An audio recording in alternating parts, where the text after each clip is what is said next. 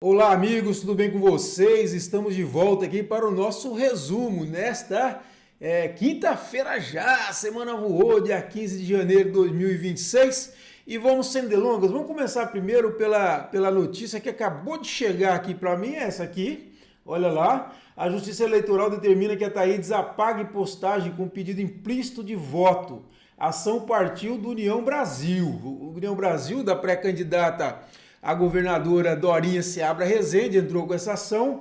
E olha lá, o Tribunal Regional Eleitoral do Tocantins então concedeu a liminar, determinando que o Ataídes, que é o pré-candidato a governador do Novo, remova em até 24 horas um vídeo publicado em seu perfil no Instagram. Segundo a representação do partido, Ataídes pede voto para si de forma implícita na seguinte frase, olha lá. Olha o que abre aspas, né, para o Ataídes. Mas eu acredito nessa mudança e o nosso nome está colocado aí para 26. E peço, pesquisa nossa vida. Se tiver alguma coisa errada, não vota também em mim. Aí a defesa do partido União Brasil argumentou o seguinte, olha, que a expressão configura pedido explícito de voto pela lógica a contrário senso, induzindo o eleitor à conclusão de que, inexistindo erro, ou seja, coisa errada, o voto deve ser conferido ao candidato representado. Aí o partido diz que isso aí alega que tem uma violação de paridade de armas, né, dado o alcance do perfil do Ataídes, tem mais de 42 mil seguidores, né? E o União Brasil diz que também isso aí não é um ato isolado, mas que faria parte de uma estratégia deliberada de pré-campanha agressiva por propaganda negativa contra outros pré-candidatos. Realmente o Ataídes, ele tem feito aí vídeos com crítica bastante dura, né, aos adversários, aí é normal nessa época, né, um candidato que precisa ocupar espaço, mas aí corre esse risco de ter essa intervenção judicial, ou seja, então aí o juiz considerou, deu razão aí pro União Brasil e mandou retirar aí a propaganda, tá bom? Outra informação também que nós recebemos aqui, que eu vou passar para vocês que é importante, para o servidor principalmente, que é essa aqui, ó. O governo do estado respondeu oficialmente ao SISEP sobre a situação do Servir, especialmente em relação à suspensão dos atendimentos odontológicos. Em ofício encaminhado ao sindicato, a secretaria reconhece a dificuldade. Lembra que aquela história do serviço odontológico que foi suspenso ainda no governo interino do vice-governador Laurez Moreira. E vamos ver o que o presidente do SISEP, o Sindicato de Servidores do Estado, o Eliseu Oliveira, disse para nós aí. Vamos lá. Meus servidores, acabamos de receber do secretário da administração a resposta ao ofício que fizemos questionando a interrupção do tratamento odontológico pelo plano de servir. Eles trazem na resposta que já estão tomando adotando todas as providências necessárias para restabelecer esse atendimento o mais breve possível. Fazem pontuações de que na gestão interina houve essa interrupção, mas nós do SISEP iremos acompanhar e vamos continuar cobrando até que o governo do estado restabeleça na sua totalidade todo o atendimento do plano de serviço, inclusive especificamente essa parte do plano odontológico. Grande abraço, fiquem com Deus. É isso então, aí os servidores, né, reclamando dessa questão do plano do Servir, né, que estava com o serviço odontológico suspenso. E aí tem essa discussão entre o governo interino e o atual governo. Enfim, esperamos que resolva isso para o bem dos servidores, ok? E aí, com estimativa de receita para este ano de 19,58 bilhões de reais, o governador Vanderlei sancionou a lei orçamentária e o plano plurianual de 24 a 27, tá bom? Então tá aí, ó, estimativa de receita e fixação de despesas esse ano de 19,58 bilhões de reais. E o valor aponta um aumento de 2,19 bilhões em relação ao orçamento de 2025, o que representa aí um incremento de 12,6%. As sanções foram publicadas no Diário Oficial dessa quarta-feira. Do total, 11,97 bilhões destinam-se ao orçamento fiscal e 7,61 bilhões ao orçamento de Seguridade Social, assegurando recursos para a manutenção de serviços públicos essenciais e para a execução das ações prioritárias do governo do Estado. O governador Wanderley Barbosa ressalta que a Lei Orçamentária 2026 consolida as prioridades do governo no último ano. Ele diz, abre aspas, este é um orçamento para cuidar das pessoas, garantir o pagamento em dia dos fornecedores e prestadores de serviços e concluir investimentos estruturantes na educação, saúde e infraestrutura, com ação contínua de melhoria das rodovias estaduais, né? E é isso. Então, é esse orçamento.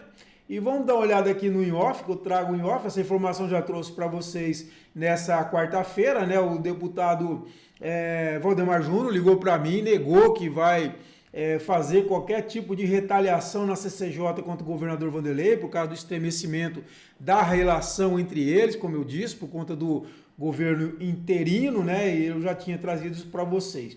E eu trago também aqui essa situação do governador em exercício Laurez Moreira, que reapareceu hoje. Ele postou um vídeo, o vice-governador Laurez Moreira, já no seu gabinete, falando que voltou ao trabalho. Vamos ver o que o Laurez fala para nós aí. Vamos lá, Laurez. Meus amigos tocantinenses, quero dar aqui meu bom dia a todos, dizer que eu estou firme no batente, com todos os projetos andando, planejando o Estado de Tocantins, reunido com as pessoas, com fé em Deus, vamos construir o Tocantins dos nossos sonhos. Vamos para frente, Tocantins. É isso então, mas tem uma polêmica aí que eu estou trazendo aqui, que o Laurez, ele reclamou no... Olha só que ele reclama aqui. Vamos ver aqui, ele reclama no Twitter de que foi tirado o gabinete dele, né? O gabinete dele, vamos ver o que ele diz aqui para nós. Olha lá, meus amigos, fui surpreendido com a retirada do meu gabinete do Palácio Araguaia e com sua transferência para um prédio comercial. Sim, o Tocantins vive à mercê de vaidades que ultrapassam os limites do rigor institucional. Sou vice-governador eleito, com pleno direito legal de substituir o titular, e assim o fiz, cumprindo a atribuição a mim conferida, não por vontade pessoal, mas por uma decisão judicial que afastou o titular, que permanece respondendo a investigações e processos que não foram arquivados. Sou livre de vaidades, dedico minha vida e meu trabalho ao que é melhor para o Tocantins. Então ele postou isso aí nas redes sociais. E ele ganhou aí o apoio do deputado Vicentinho Júnior, né? O Vicentinho Júnior também fez uma postagem no Twitter, comentando, dando sua solidariedade ao Laurez. Vamos ver lá o que ele diz aqui. Olha lá. Até quando vão ficar tratando o Tocantins como suas propriedades particulares? Como é isso? Por birra, agora manda o atual vice-governador em pleno exercício de suas funções para fora do palácio.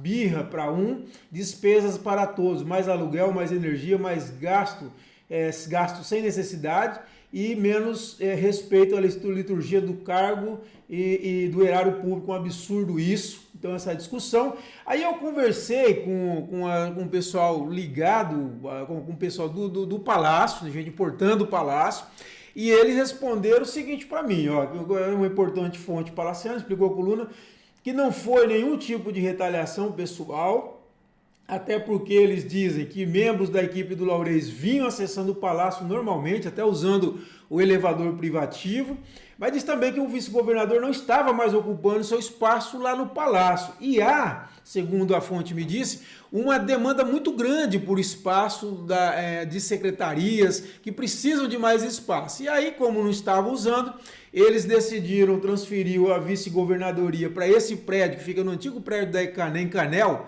ali na JK, né? E bem no centro. E diz o seguinte, ó, existe uma necessidade enorme de espaço por parte das mais diversas secretarias. Como o espaço não estava sendo utilizado, fizemos essa mudança por uma questão de prática, de necessidade, sem qualquer tipo de retaliação. E a fonte, inclusive, reclamou, diz que, olha aqui, ó, ao contrário do que fez Laurez em sua passagem pelo governo, observou o palaciano, segundo ele, o vice, ao assumir o comando do Estado interinamente, teria retirado a segurança de Wanderlei até o veículo. O governador foi afastado, mas ainda era governador. E precisou até recorrer a carro emprestado para se movimentar, disse essa fonte. Lembra quando o governador voltou? Logo que saiu a decisão, ele fez um rápido discurso na entrada da cidade, quando ele estava chegando de Brasília, e ele disse que estava andando com um carro emprestado pelo deputado federal Carlos Gaguin, que ele estava sem veículo, aí essa reclamação. Eu diria o seguinte, olha, eu acho que os dois, de certa forma, não têm razão, porque é o seguinte...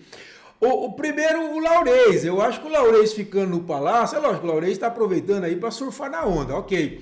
Mas ele ficando no Palácio, ele estava vigiado. Ele estava ali, todo mundo que entrava, que saía. E outra, qual político nesse momento que ia querer visitar o Laurez com essa situação de tensão de relacionamento entre ele e o governador Vanderlei? Então, eu acho que o Laurez é muito melhor para ele ficar longe no Palácio, que lá ele pode receber o pessoal, fica mais à vontade, não está sendo monitorado. E por outro lado, do lado do Palácio, eu acho que vale aquela grande sabedoria da política que diz o seguinte, ó, o seu inimigo você tem que manter próximo de você, para você ver todos os movimentos dele. Então, eu acho que o governador Vanderlei devia manter o Laurez no Palácio para ver os movimentos dele. E o Laurez deveria ter ficado satisfeito de ir para longe do Palácio, porque lá ele vai ter mais privacidade para receber seus aliados, ok? Então é isso aí, essa polêmica. Um importante aqui para a gente finalizar, a primeira-dama Karine Sotero, ela voltou a se movimentar, né, reaparecendo aí no cenário político. Ela fez uma reunião na manhã dessa quarta-feira com integrantes do seu antigo gabinete e ela divulgou isso para a imprensa, falou que se tratou de um alinhamento de ações e estratégias que serão desenvolvidas ao longo de 2026.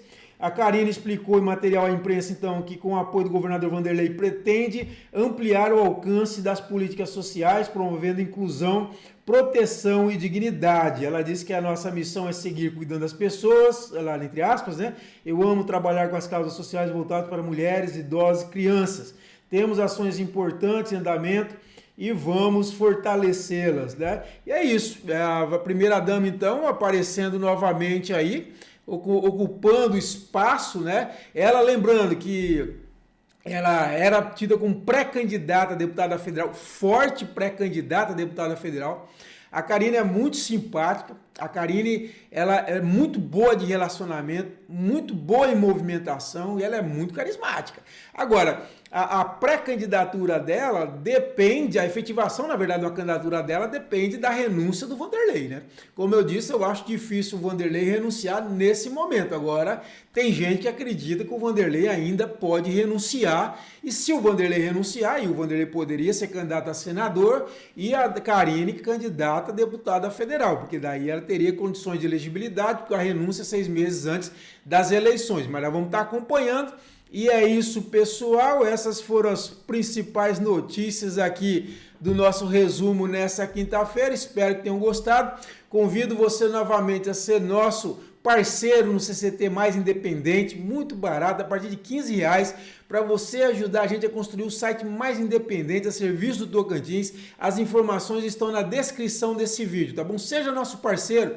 Eu tô produzindo, voltamos essa semana, né, por causa do recesso, volta essa semana com resumo semanal para o nosso pessoal nesse formato interativo e também um bilhete para a comunidade CT com análise da política na semana, ok? Espero que você tenha gostado, né? Voltamos nessa sexta-feira. Um abraço a todos e até a próxima!